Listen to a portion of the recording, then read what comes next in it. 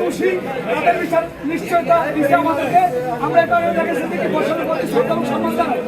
আমরা চাই আগামী সংসদ নির্বাচনে 12 তারিখের আগ পর্যন্ত লক্ষ্মীপুর জেলার ভিতরে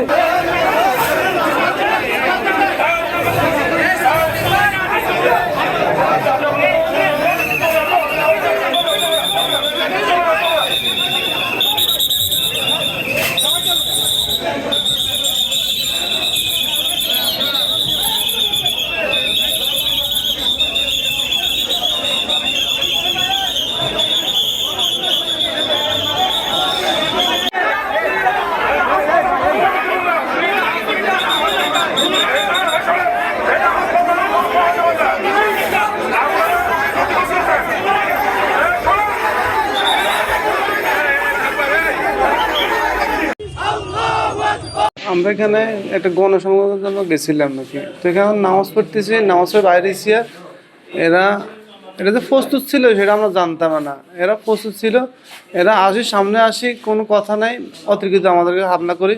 আমার এই যে মাথা ফাটা ফেলেছে, এখান থেকে মাথা ফাটা ফেলেছে, আমার ফোঁয়া বাড়া দিয়েছে। এরা সব কিছু রেডি ছিল, স্টিক ছিল, ইয়ে ছিল, অনেক কিছু ছিল।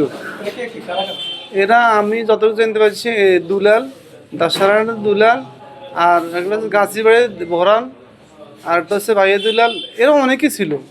ঠিক আছে, সবার নাম তার আমরা অনেকে চিনি না। হ্যাঁ, ঘটনাটা ঘটছে কোন সময়টাতে? ঠিক এটা ঠিক আসর সময় আমার নামাজ পড়ে বাড়িতে মসজিদ থেকে বাইরে এসে এরা সামনে আসি, এই ব্যবস্থা করছি। আমরা এটা ন্যায্য বিচার চাই প্রশাসনের কাছে। এইখানে আমাদের মহিলা প্রোগ্রাম চলতেছিল, তো এরা আমাদের মহিলা প্রোগ্রামে বাধা দিতে গেছে। তো ওরা বাধা দিছে, আমরা তখন যাই জিজ্ঞেস করলাম আর কি, আমাদের প্রোগ্রাম হইতেছে আপনারা বাধা দেন কেন? তো আমাদের উপরও এরা হামলা করছে আর কি। এই আমাদের লোকজনটা মারছে। এরা মোটামুটি দেশীয় অস্ত্র প্লাস স্টিক এগুলো নিয়ে আসছে, আর অনেকগুলো লোকজন আমাদের উপরে আক্রমণ করছে।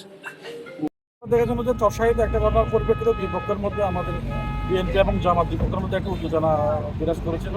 দুই পক্ষে আহত আছে, তারা হাসপাতালে ভর্তি আছে। আমি গিয়েছি, এখন দুই পক্ষ ওখানে হাজির হওয়াতে এবং পাল্টা স্লোগানের কারণে দেখা দিয়েছিল এবং মিছিল হয়েছে।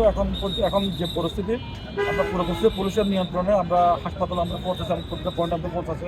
সেনাবাহিনীর টহল আছে, আমাদের পুলিশের মোবাইল টিম আছে, এবং এখন আমাদের সারা লক্ষ্যপুরে হচ্ছে আমাদের এখন মোবাইল টিম সবগুলো টহল টিম বেরোবে। আশা করছি কোনো ধরনের অপ্রীতিকর ঘটনা আর ঘটবে না।